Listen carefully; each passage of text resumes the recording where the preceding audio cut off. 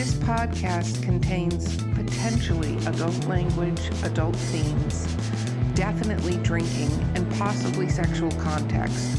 Listener discretion is advised.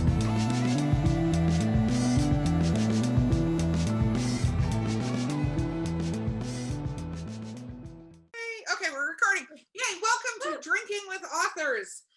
I almost said the literary briefs. We're not at that point. Wow. I'm good. It's okay. We're at a writer's retreat, so we've been kind of drinking throughout the day. So, no Fun.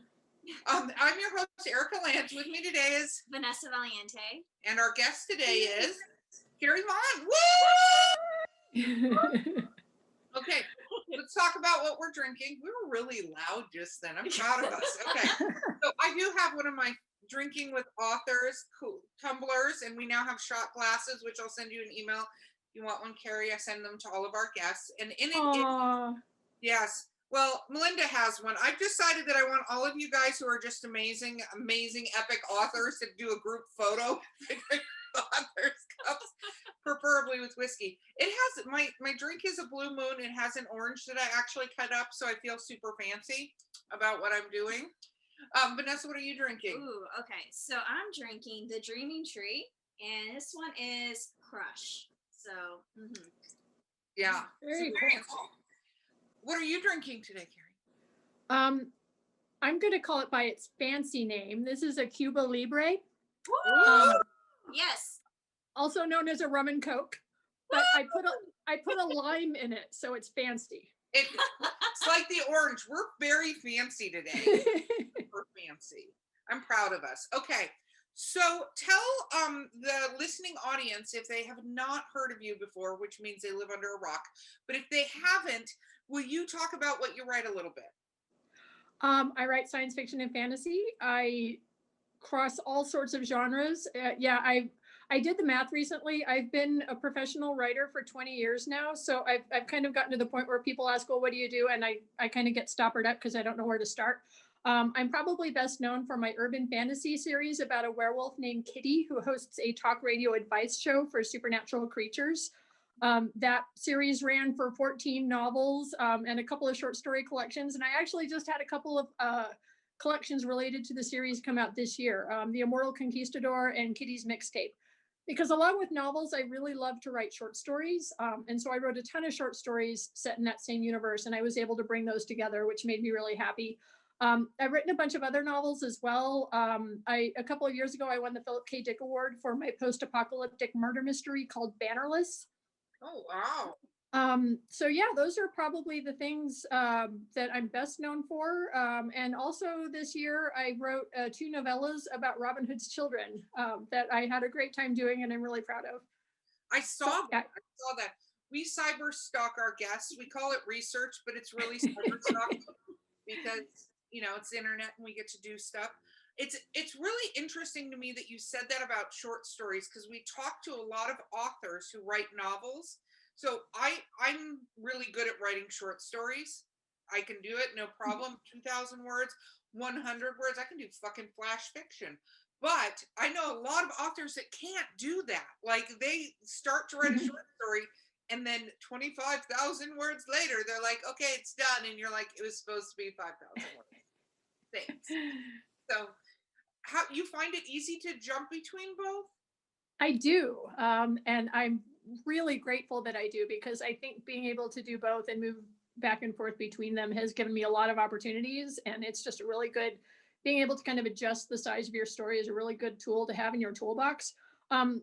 So I started with short stories, and I started long enough ago that was the advice that you got writing in science fiction and fantasy. You start in short stories and you make a name for yourself, and then you move on to novels. And that was kind of the conventional wisdom, and that once you moved on to novels, you wouldn't be writing short stories anymore. So I hear that a lot, that people that started in short stories and then moved to novels. I wrote my first novel by accident, kind of because the stories I was writing got longer and longer and longer. And then all of a sudden I'm writing 30,000 words. And I highly recommend writing novels by accident. I meet so many short story writers who get so anxious about writing a novel when they get started on that, that they anxiety themselves into inactivity. So doing it by accident is great. Okay, so take us to, okay, we're going back 20 years or more. I could describe what I was wearing at that time. Let's see, 20 years ago, where are we in 2020? So that would have been 2000. I had some parachute pants. So let's talk about what happened back then. I didn't have parachute pants in 2000. They were not fashionable anymore. Okay, so let's talk about you coming into writing and accidentally writing a novel. So where do you begin your story? Okay, I actually have to go back another 10 years because it took me 10 years to break in. So this is an epic, which is the one thing I haven't written yet. I feel like we're in a time travel machine that is not behaving the way it needs to. So I started trying to get published when I was still in high school. Okay. I was not a very good writer because there's just not very many 16-year-olds that are very good writers. I didn't know that at the time. So I just kept going and not selling anything. Writer at that time. Everybody should have read your work. I mean, I was so sure that story about the dog that survived the nuclear apocalypse that was 3 pages long was just going to like sweep all the awards. I was absolutely sure of it. It didn't happen. So I kind of, I graduated high school, I went to college, I was writing, I was, submitting, I was living my life, doing the things, still writing stories, still not getting published. I worked in a bookstore for a few years after college. And what I would do is, we had notepads by the phone. So when people asked for a book, we could write down what they were looking for and then go look for the book and all that kind of stuff. I would write notes about the story I wanted to write and shove them in my pocket and then get home after work and pull all those notes out. And then that was my writing for the day. And that was kind of how I wrote my first novel, is that I was at work writing notes, shoving them in my pocket, pulling all the notes out at the end of the day. And that's kind of how it happened by accident, is I was just in this mode of thinking about the same story all the time. And it just happened that I kind of had the leisure to do it. And I had big pockets with lots of notes in them. My cardigan better. Just yeah.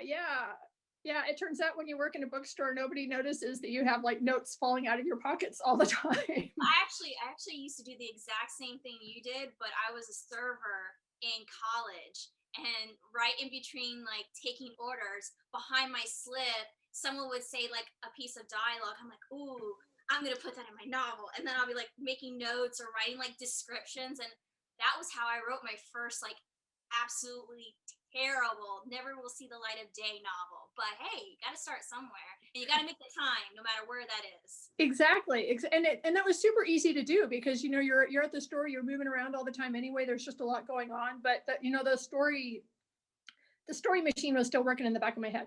So I should, spoiler alert, that novel never got published. That first novel was terrible. It's in the trunk. Weirdly enough, I wrote a short story kind of taking that same idea of the novel that did get published a couple of years ago in Beneath Ceaseless Skies. So never throw out an idea. It will always come back around. What was the novel about, though? You're leaving us. What was the novel about? It was fantasy. It was traditional fantasy. It was about a woman whose husband dies. It begins to rain in this world. It starts to rain and it never stops. And one of my main characters, she's a farmer whose husband has died. And she kind of goes a little bit crazy and attaches herself to an adventuring party. And so there's like the standard adventuring party that has the knight and the wizard and the secret princess and all these really interesting people. But my main character was this farmer's widow whose farm has gotten washed away and she has nothing else to do. So she starts following these adventurers around and they have to save the world. Oh, I bet she'd be good at it though. Yeah. She is because she gets underestimated. Like I said, I'm and now you're going to laugh that I'm not remembering the exact name of the title. The story's on Beneath Ceaseless Skies, and it's called I Have Been Drowned in Rain.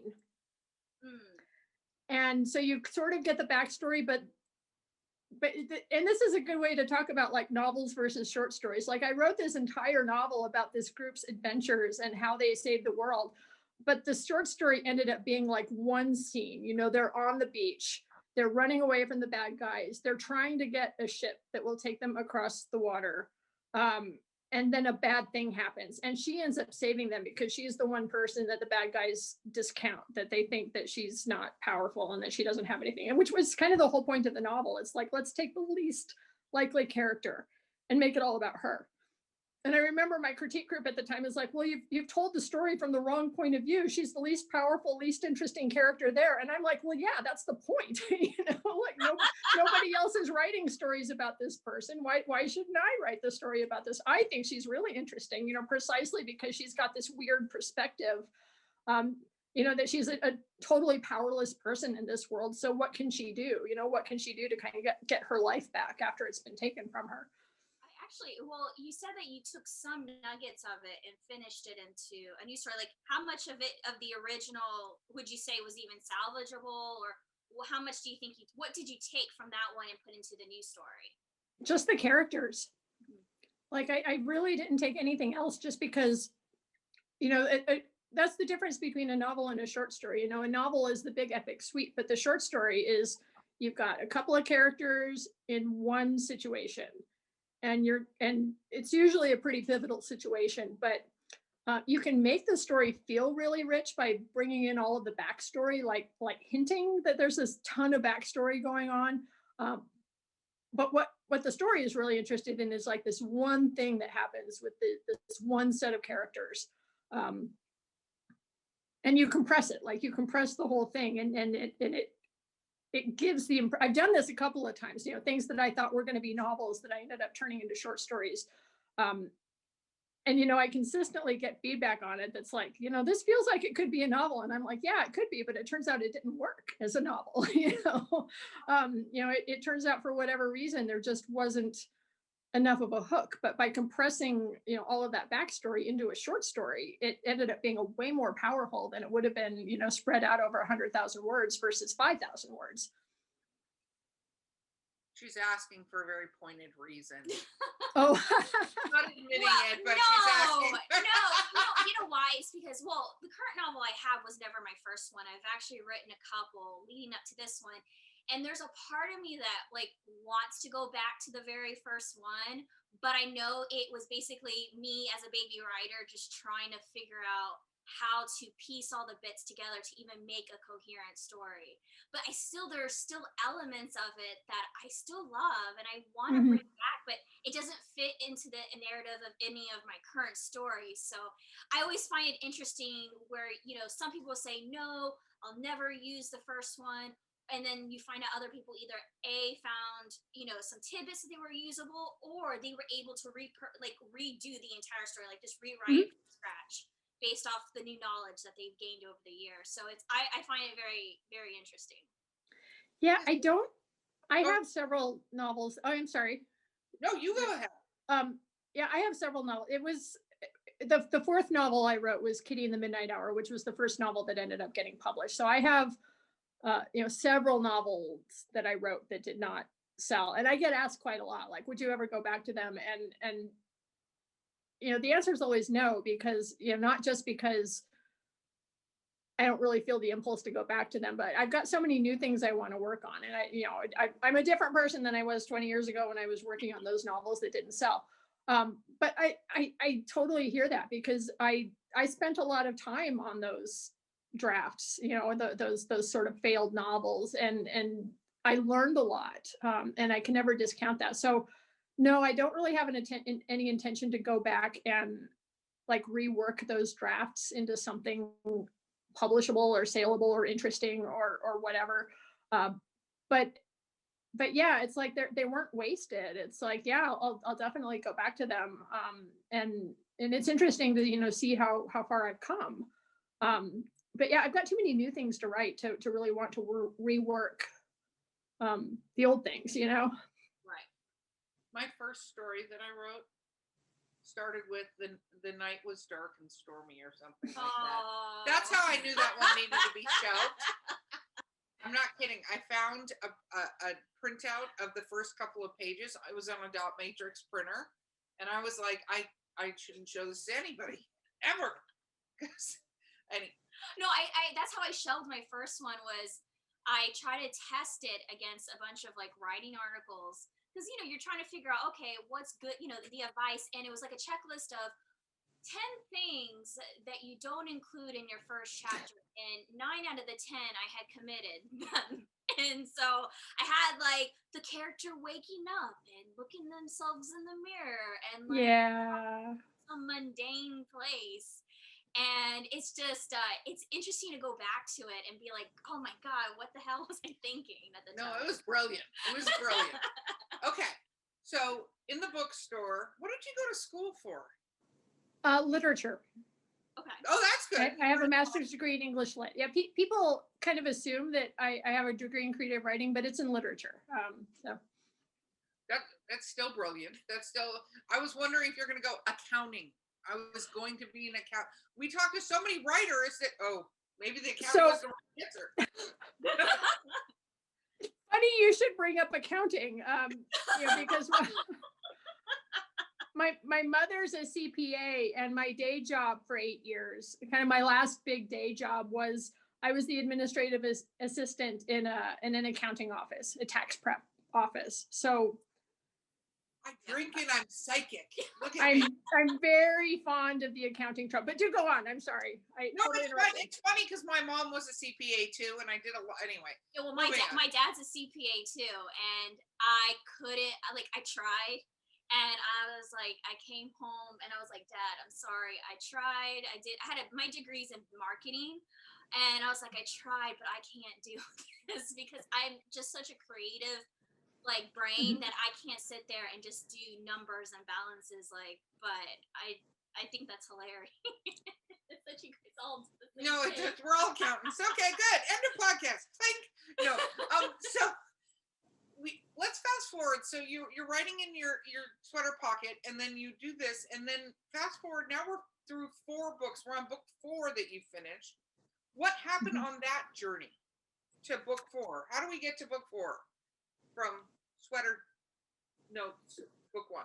So one of the things, so between writing my first book and writing the 4th book, I got my master's degree in literature. I also went to the Odyssey writing workshop run by Jean Cavellos. Learned a ton. I give Jean so much credit. I made my first prose short story sale less than a year after attending Odyssey. So I had been in a rut, and I was writing, but I wasn't figuring it out. And going to Odyssey and just having 6 weeks to really focus on writing was huge. Went to Boulder, Colorado, got my master's degree, working the day job, still writing, still shoving notes in my pockets. That is such a good question. Like, what happened? What was it with that 4th book that made it saleable? Part of it was luck.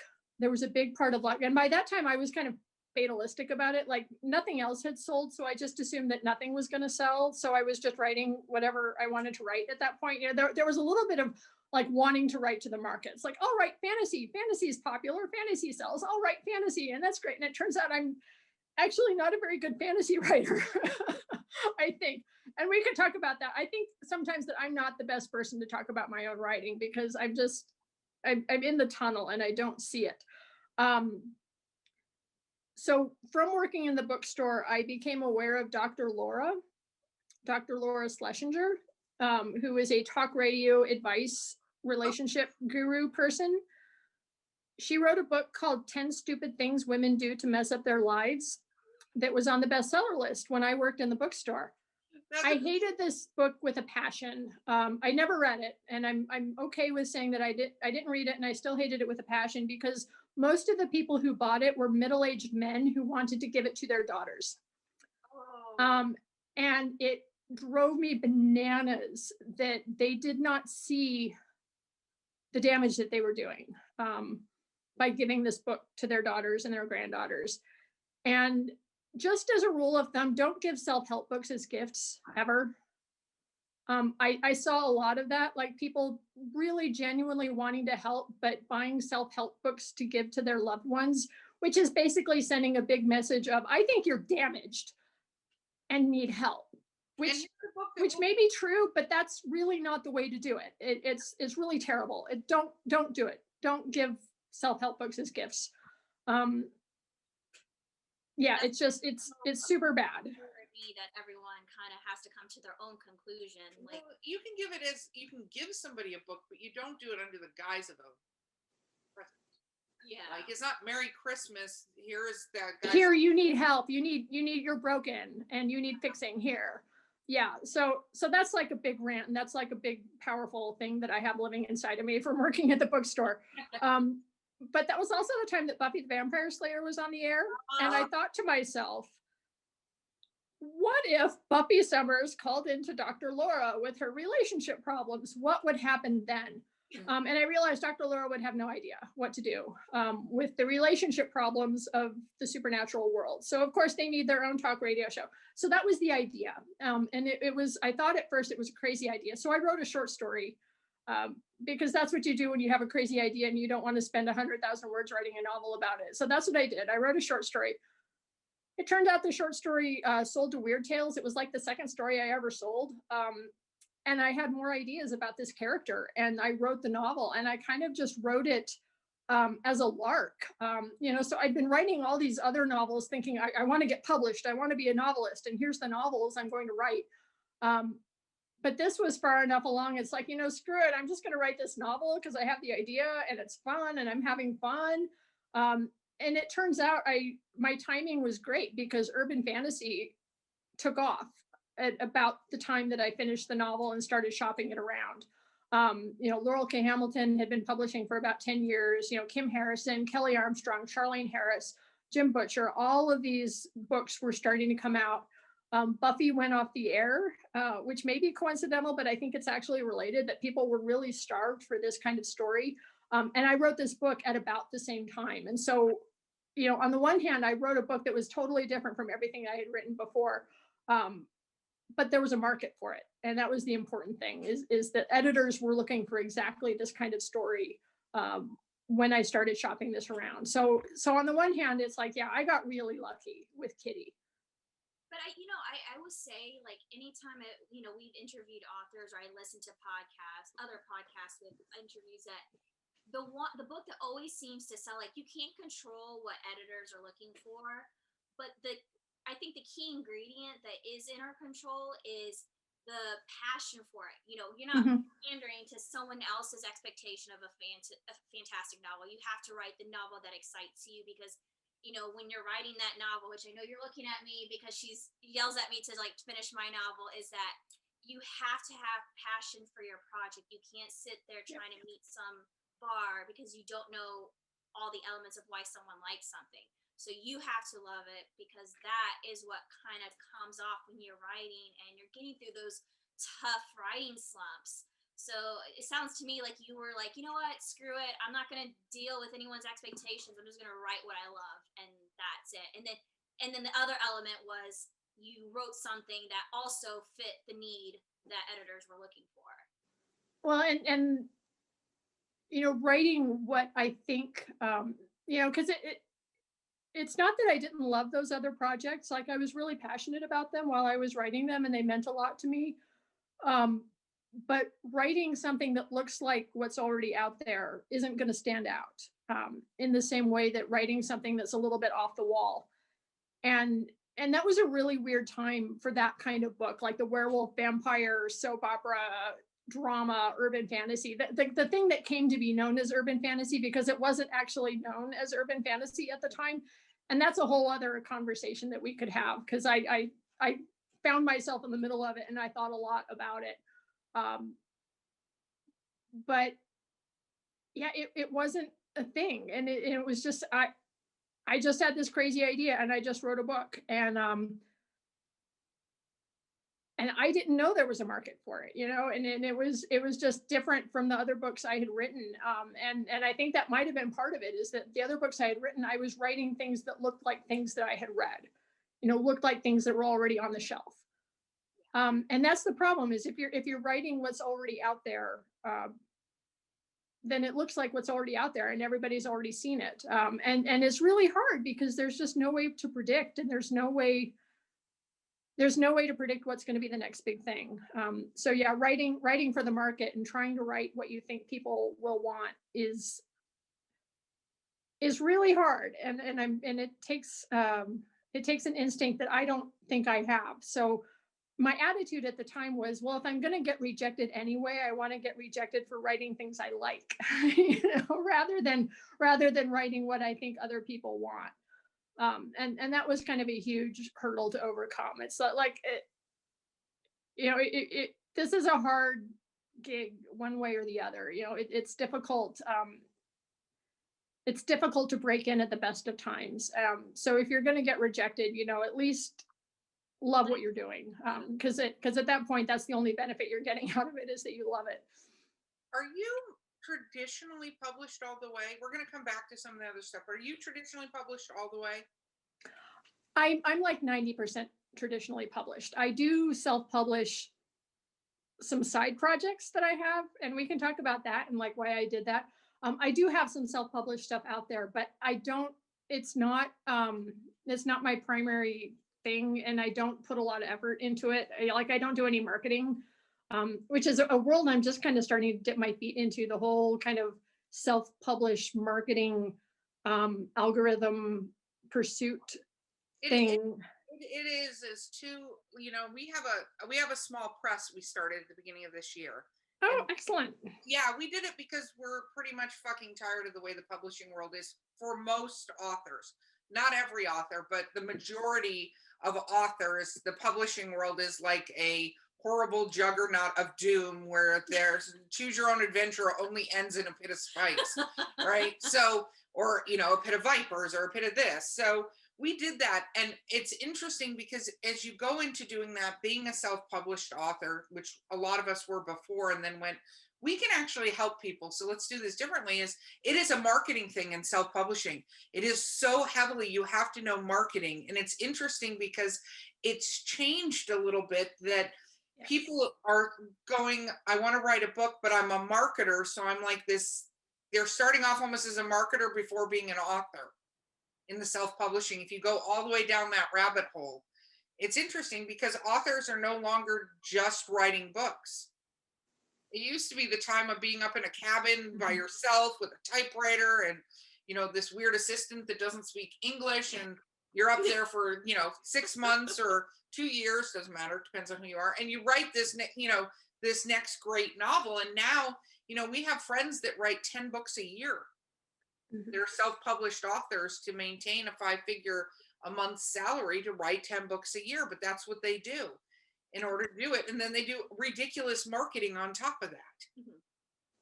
Yeah. And that's what I haven't keyed into. So to unpack all this a little bit, mm-hmm. like that whole fabled, like the way writing and publishing used to be, has always been a myth. Like there's always been an air of myth about that. Like 30 years ago, they spent a lot of time talking about that fabled past where writing and publishing was better than it is now. That's always been a thread in publishing. But you're right that things have changed a lot. Like I mentioned, I did the math, and so this number has been hovering over me all year. 20 years I've been at this.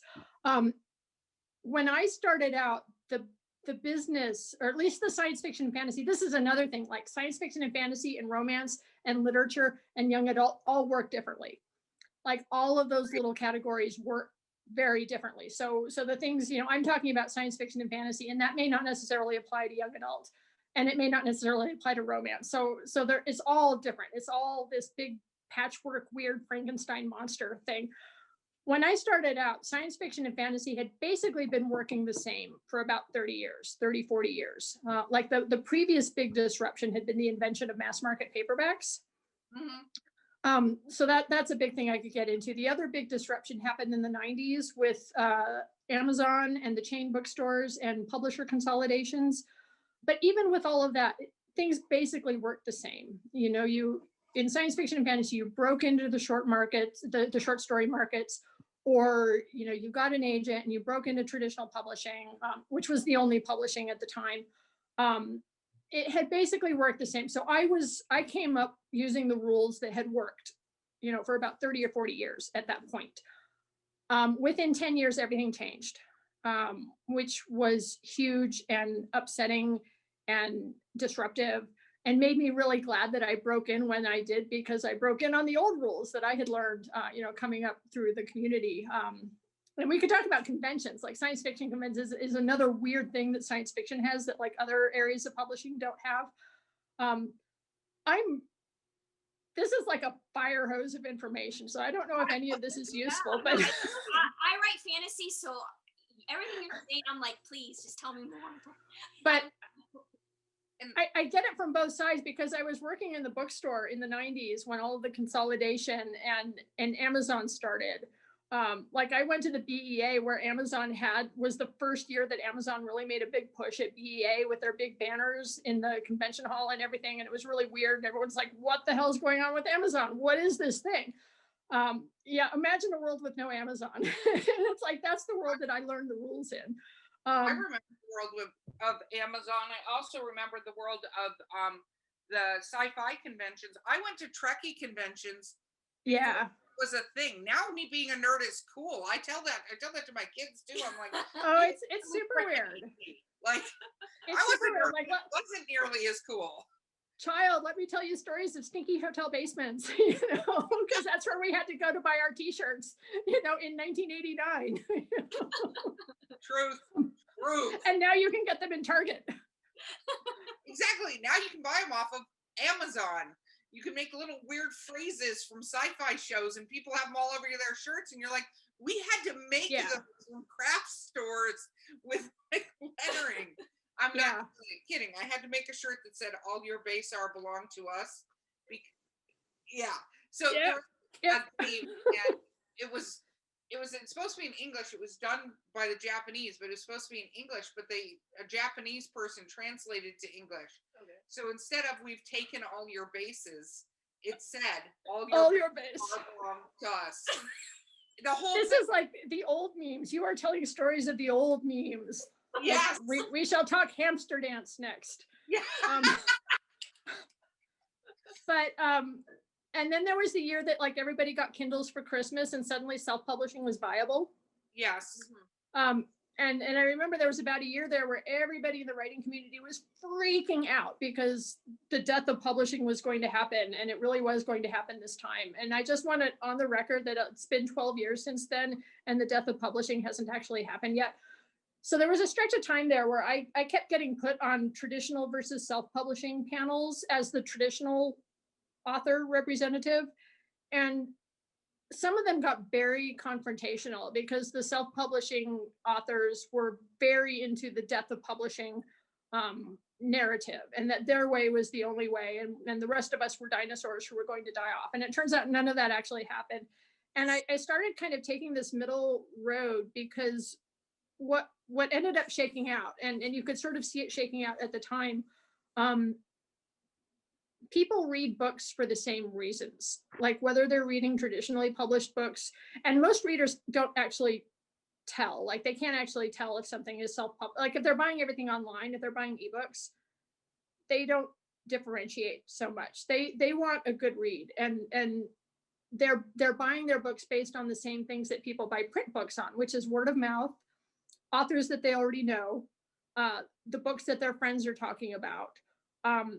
So the way that people go about finding books and buying books doesn't change, it turns out. And you as an author, people read books because they want to be entertained, they want to learn things, they want to feel things. So the more of those bases that you can cover, the more successful you'll be, the more readers you'll find.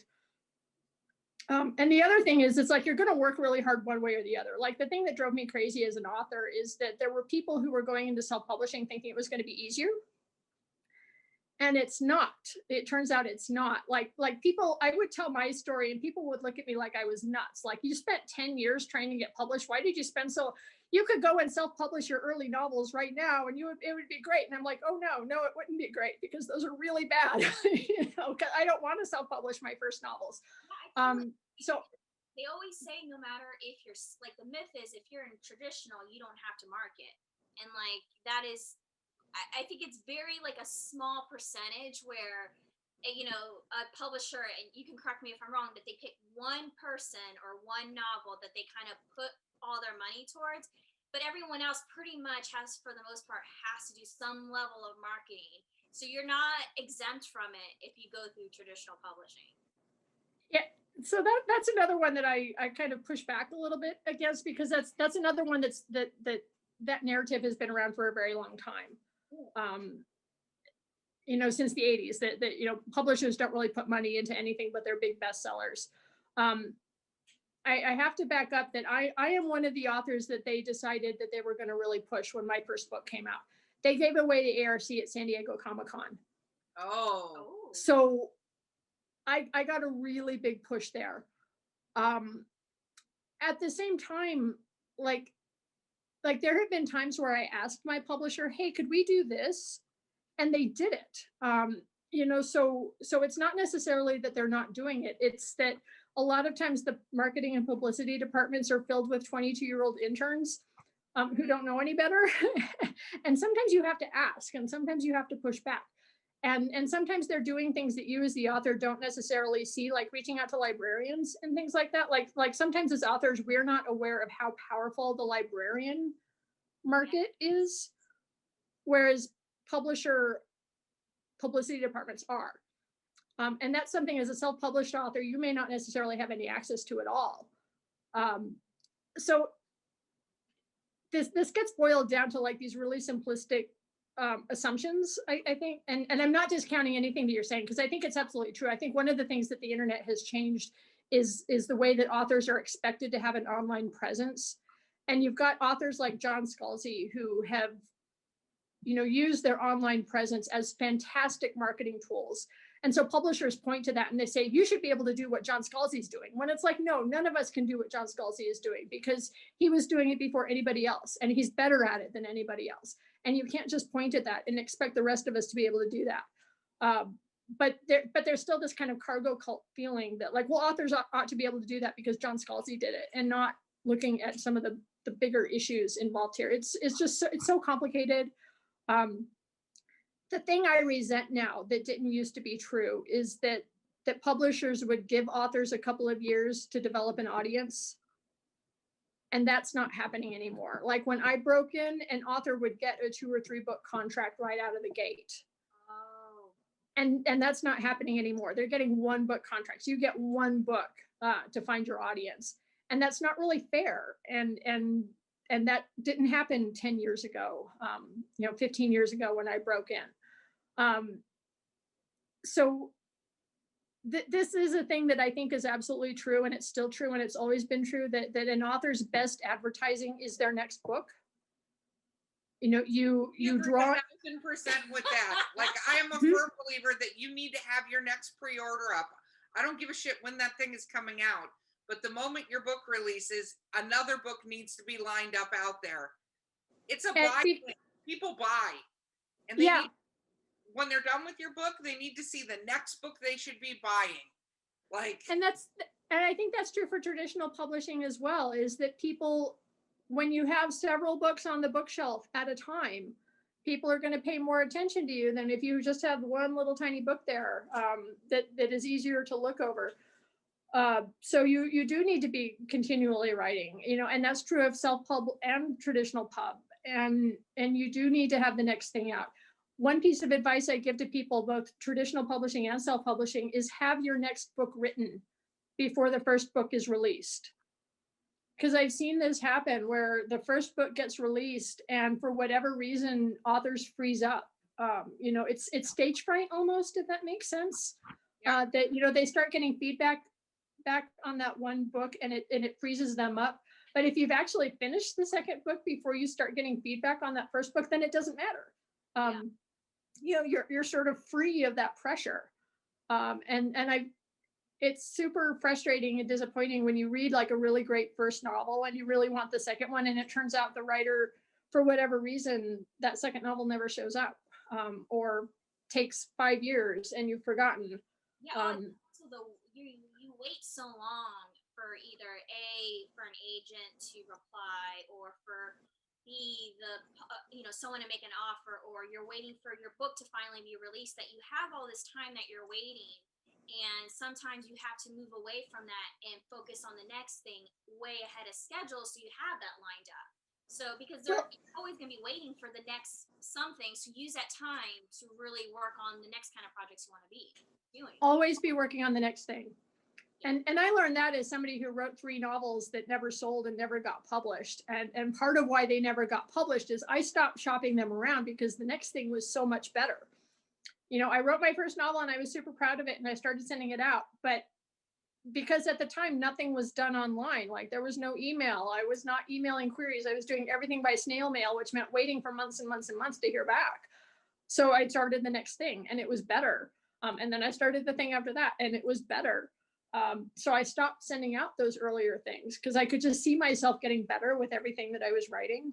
So that's exactly it. It drives me bananas that I do have, you know, writer friends, you know, aspiring writer friends who have worked on this one thing so much and they love it to pieces and they start sending it out and they don't work on anything else. Like they don't start the next thing. And part of me is just like, I'm gobsmacked because it's like, I've got a million ideas. I'm always working on like 5 things at once. How can you not be writing something new? You know, I'm always working on something new because if I could live 100 years and still not have enough time to write all the ideas that I have.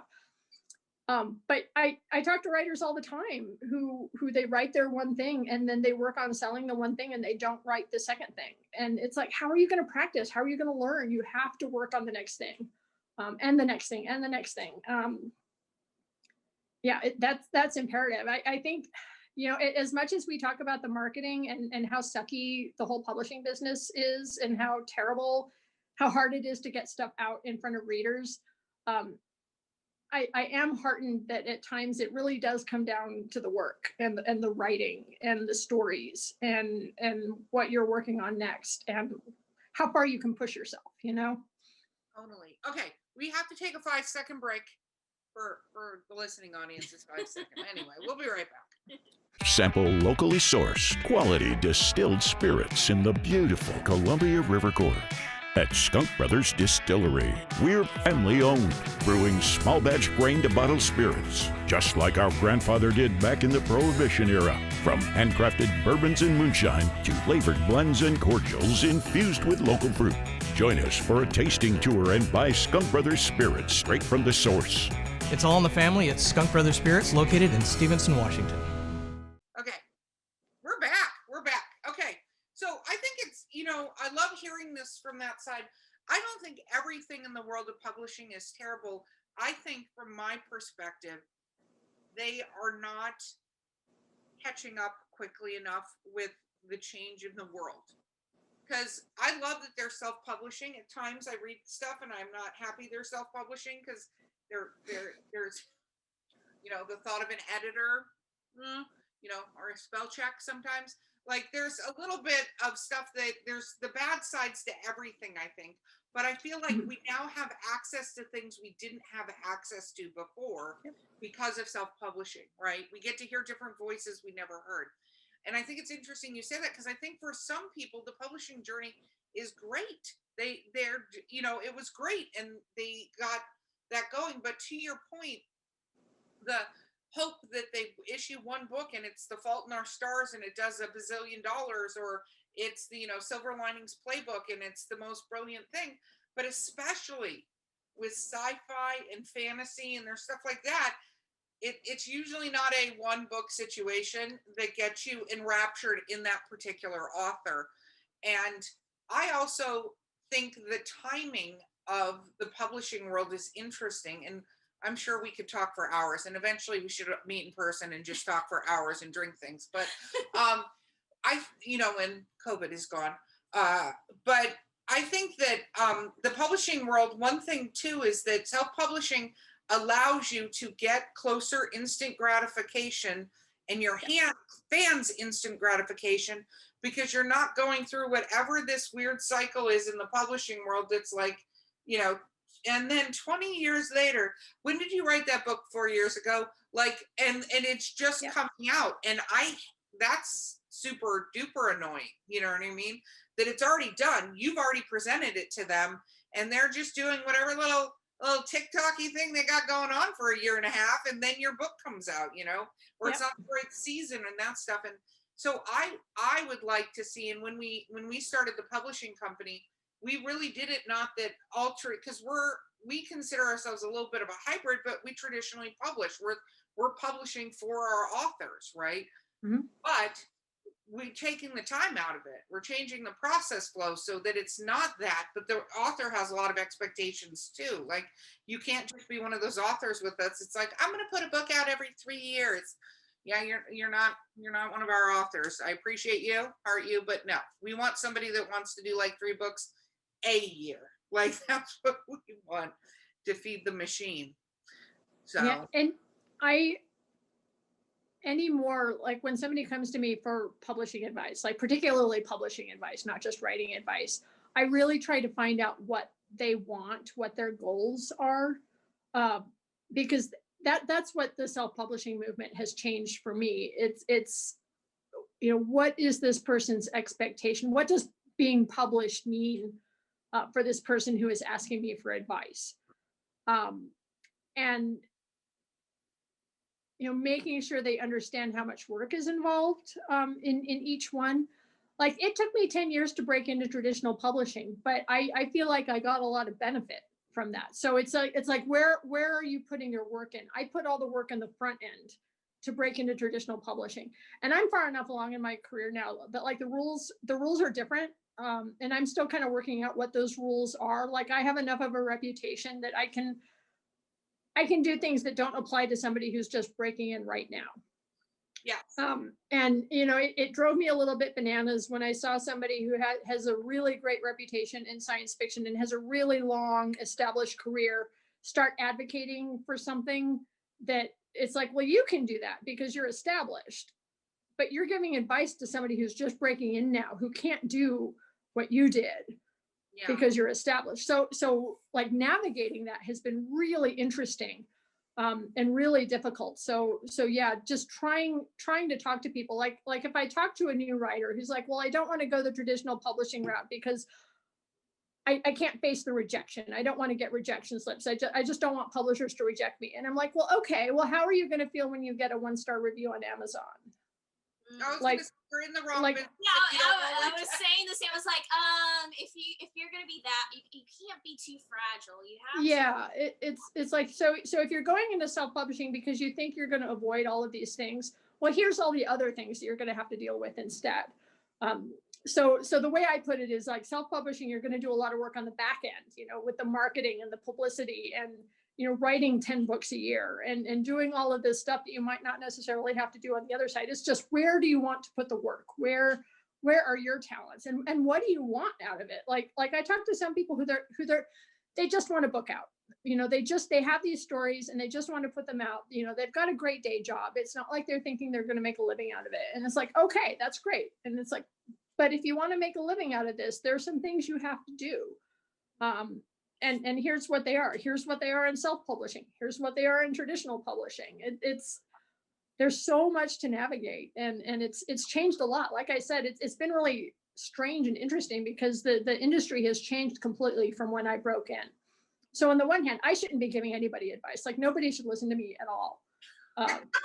Because it's totally different. It's, the rules I learned, as a baby writer are completely different than they are now. But at the same time, what I tell people is like, look at what you want to accomplish, make sure you're very clear on your expectations and your goals and why are you doing this? And is the path you're taking going to get you where you want to go? Yeah, like if your goal is to be on the New York Times list and to win a Hugo Award, et cetera, it's like there's a path, there's a very well-established path to doing that.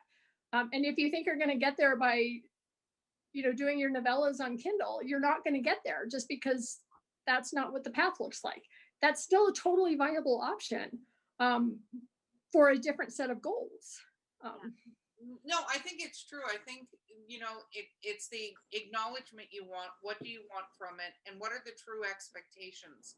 I always tell people when they're looking at writing any art form or anything, actually anything, because I do human resources. I'm a basically a chief human resource officer at a company. You wouldn't believe it from hanging out with me, but they let me talk to thousands of people. So, but one of the things I always tell people is you need a correct estimation of effort on what it is, because you have to decide. One of my favorite sayings is the juice worth the squeeze? Because going down a path, there's a lot, whether it's traditional or self-publishing, like you said, there's all these little barriers that you have to. You want to be on the New York Times bestseller list, or you can actually research what that takes to get there and how you have to do it. And is that the acknowledgement you want? And is that worth it to you in the end? And can you also sustain it? Because like you talked about your 17 books in a series, and you mentioned Laurel K. Hamilton. I think she's on book 29 of her Anita Blake series, right? These people, and I don't know for Charlene Harris where she's at, but you know, a lot of, I know she went past where she wanted to on that bad boy, but yeah, you know, she wrapped up the Suki Stackhouse, but she's doing some other things now. Yeah, but you look at this, and that's a sustained thing. You know, we talk about the girl who writes 10 books a year. That's fantastic. Exception, not the rule. Do you have it in you? Do you have the creativity? Do you have the stamina? I'm going to use the word stamina to do 17 books in a series and have them come out and have them maintain that same level of awesomeness or increase in awesomeness in order to do it? Because the idea of that, some people might think, but when you go, cool, so how many words per day can you write? Let's do some math. Let's go back to our accounting. Let's pull out a little spreadsheet. Let's do this. This is what it's going to take for you to write a 100,000 word book. Now let's do 17 of those divided by, you know, like I think there's some practicality that I think is important, not to dash any dreams, but just to go, I call it the Marilyn Monroe syndrome. You know, they talk about how Marilyn Monroe was in a soda shop and somebody walked in and discovered her, right? Norma Jean. Right. She was in a soda shop. They discovered her with her red hair, decided to dye it blonde and make her this big deal. But that's because they didn't have headshots the way they have headshots. They didn't have auditioning the way they have auditioning. It wasn't the same game at all. To your point, publishing was different 10 years ago. So if you're expecting to be sitting there, you know, typing away in a Starbucks and somebody walk up and go, what are you writing? And, you know, they go, oh, I'm writing about, you know, a zombie bounty hunter. And somebody go, I want to buy that. As a matter of fact, I want to buy 10 of those. Psh. Yeah. You're not gonna Marilyn Monroe that shit. It's not gonna happen. So let's talk about 17 books. Is that story done? Or are you still going?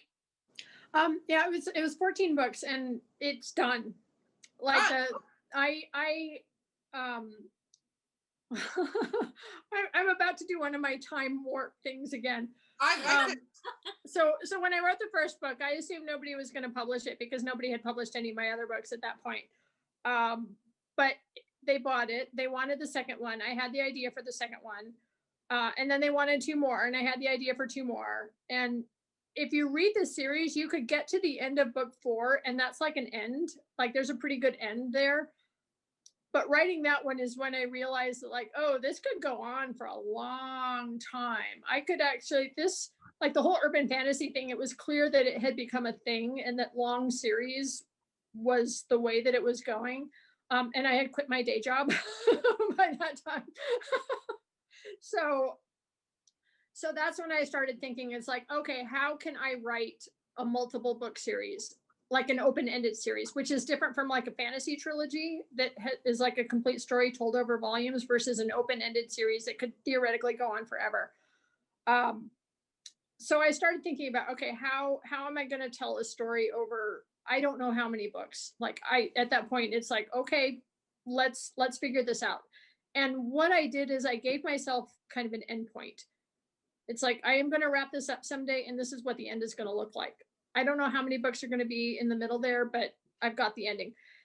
And I'm going to detour now and talk about Lois McMaster Bujold's Vorkosigan saga, because that is the series that taught me how to write a series. It's my favorite science fiction book series. I don't even know how many books she has right now. She's been writing them since the 80s. And they're about this one family in this space opera universe, and they're fantastic.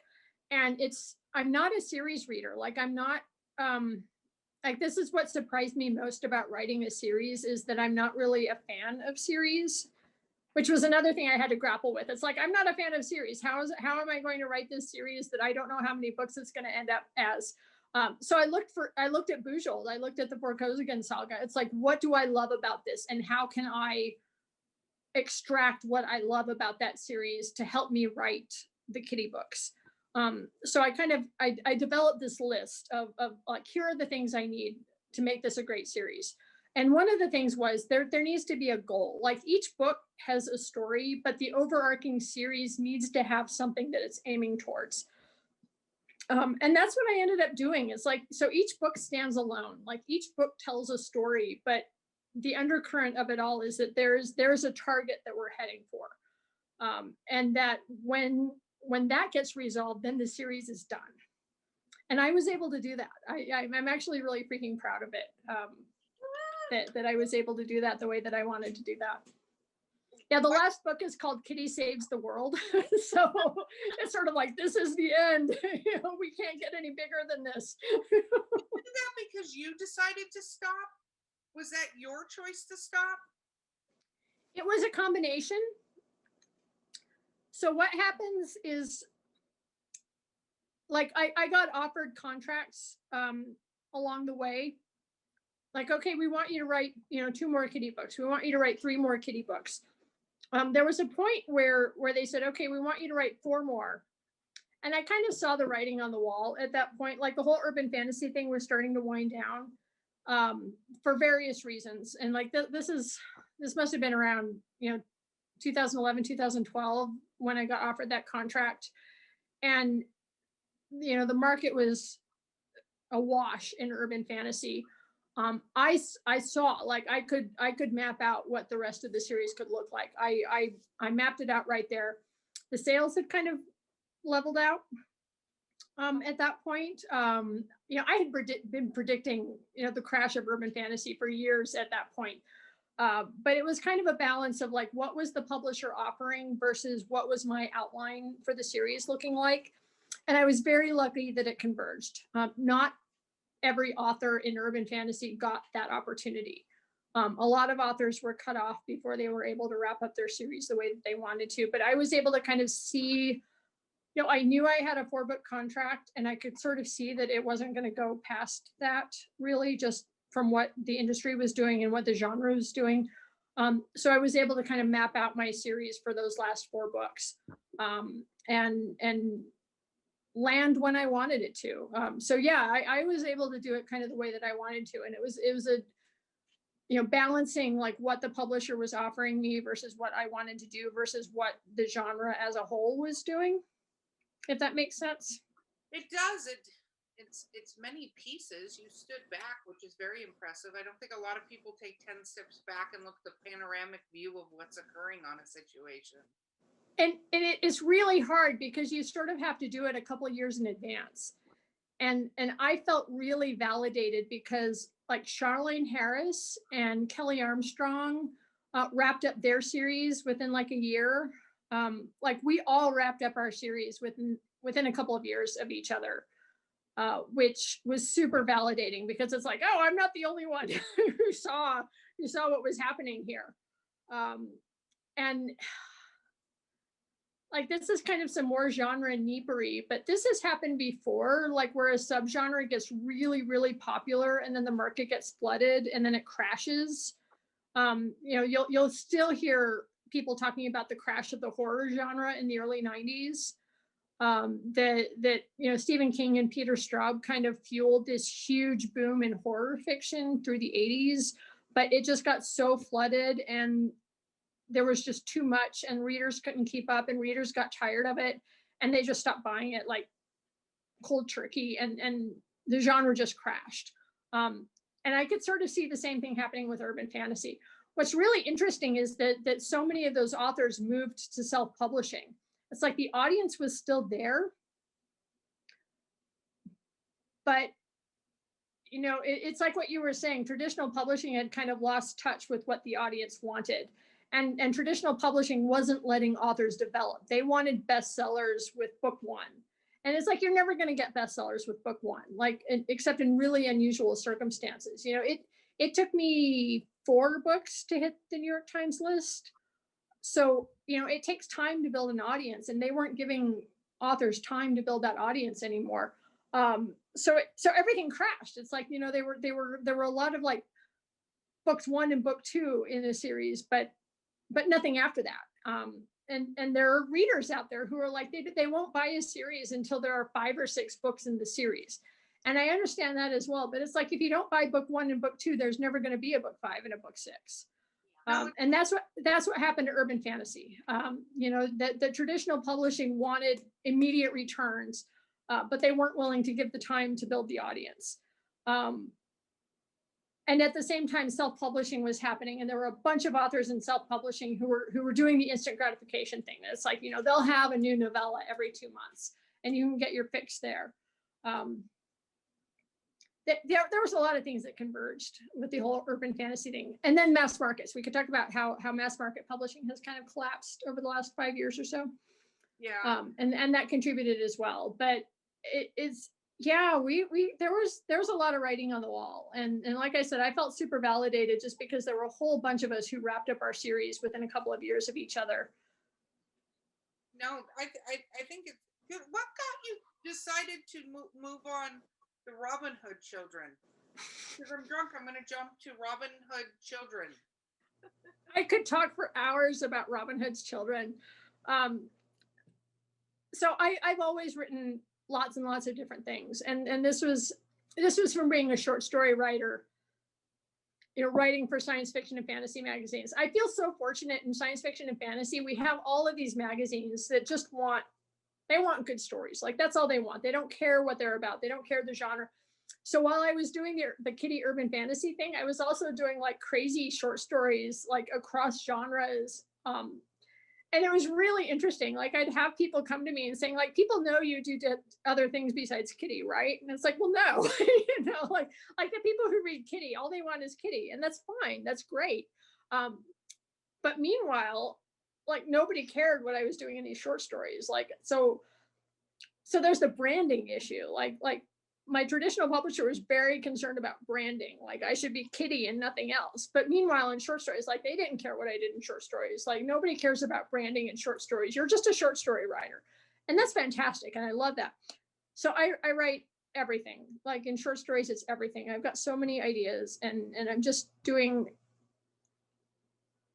I'm covering so much ground, you know, and it's not by intention. It's just, this is what I do. This is what it's like living in my brain. And sometimes it's unpleasant. Hey, there's time travel in your brain. I'm very appreciative of this. Yeah. Well, do you feel like, you know, having the opportunity to write those short stories made sure that you weren't getting burnout from Kitty? Because I think if you were only working on Kitty, at one point you kind of like, your excitement for Kitty would just kind of like, you know, kind of descend into the pits of, you know. So do you feel like it helped keep your momentum with that series? Absolutely. And it turns out as part of my writing process. Like, you'll talk to authors who start in short stories and then move to novels and never go back to short stories. It turns out short story writing is part of my novel writing process. That I always get stuck on my novels. Every single novel, I've gotten to a point where it's like, I'm sick of this. I don't want to work on it anymore. I have no idea what happens next. I can put it aside and take 2 weeks off and write a short story that's completely different. And then I can come back to the novel with fresh eyes and fix whatever is wrong with it. And that's what I do. You know, I go back and forth because that's part of my writing process. So I get stuck on one thing, I move to something else. Yeah. And I can finish that. I can get that instant gratification of writing a short story, you know, which I can finish in a couple of weeks. And then I can go back to the novel, and my subconscious has worked out whatever the problem was on the novel. I do that all the time. And that's why I've been able to keep writing short stories, because I need it. I need the break. I need to just do something completely different than whatever novel it is I'm working on at the time. Yeah. No, I always hear that that's actually like the best thing to do, which I should take the advice, because I've been like writing my current project for like 7 years, and it's like, they always say, people should definitely, open up to doing short stories to get that more instant gratification, because then it feels like you're making milestones in your writing Yep. journey, while you're Yep. working on that other project that's, taking, more time, 8 years. Exactly. Yeah. 8 years. And so something I could talk about there is the Robin Hood stuff is novellas. I had the idea for the Robin Hood stories like years and years and years ago. And I thought it was going to be a novel, but I couldn't quite pull it together. So I just kind of tucked it away.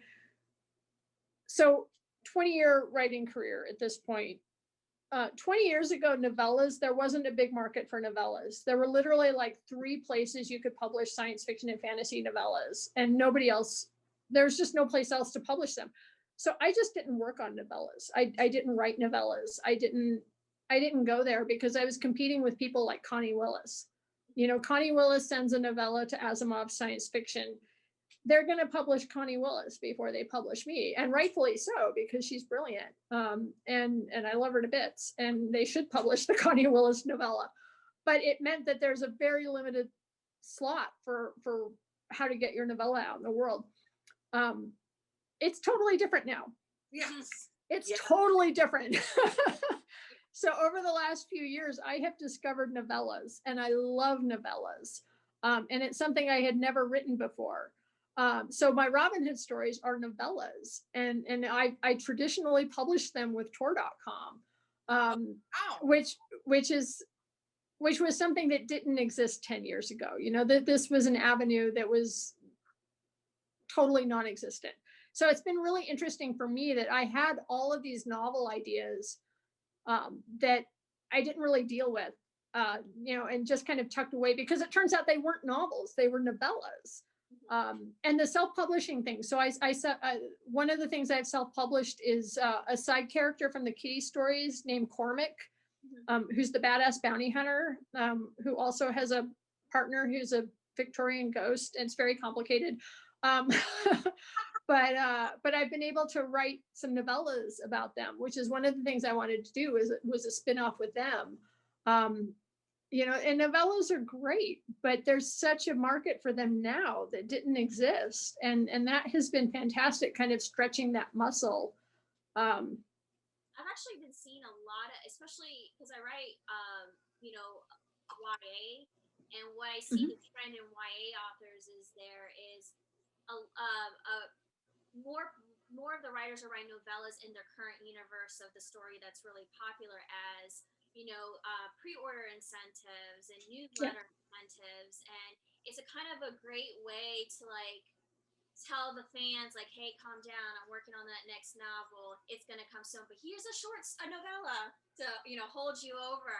And it's a great tool for I think for also side characters. So what I've seen, like Gina Showalter has the Alice in Zombieland, and she's put out these novellas, like it's a series, but she's put out novellas about some of the side characters, kind of what we're talking about here, that allows you to hear more of that story that maybe you want. So you're still in the same realm, you're still getting the same fans, but you're able to not be like, I'm only writing this particular. Well, I also think that junk folder comes into play, because if you ever like wrote a scene for one of your current novels and it didn't fit into the main narrative, then you can come over here and be like, hey, it doesn't have to be a lost cause. I can finish it out and either send it out to fans, and you could still fans get to read it, but you don't have to worry about it ruining your main narrative or the pacing or anything like that. And the turnaround is a lot faster. Like you can do it in a couple of months versus a novel, which it takes me a little time to do a novel. And a novella is just kind of that perfect balance between, you can turn it around faster, but you still kind of get that fully developed world, feeling that you get when you read a whole novel. No, I agree 100%. Okay. We are actually getting near the end of time Are you for this. serious? I know. We have a whole other sub episode to go though, so we have more time to talk. Okay, what is the biggest piece of advice you would give authors out there listening to this? So there's always the write, just write, like write as much as you can. But I follow that up with like get better, like learn, analyze, like read a lot. Like don't just write, but read. Like anytime you consume media, you need to analyze, analyze for story. If you don't like something, figure out why, and then don't do that in your own stuff. You know, like this seems really obvious, but it's true. It's like, you know, if that one TV show annoyed you, figure out why and don't do that. If you put that book down, figure out why, because that's how you learn. And you know, it's not just writing over and over again isn't going to get you where you want to go. You need to learn and you need to develop. And you do that by analyzing other people's stuff.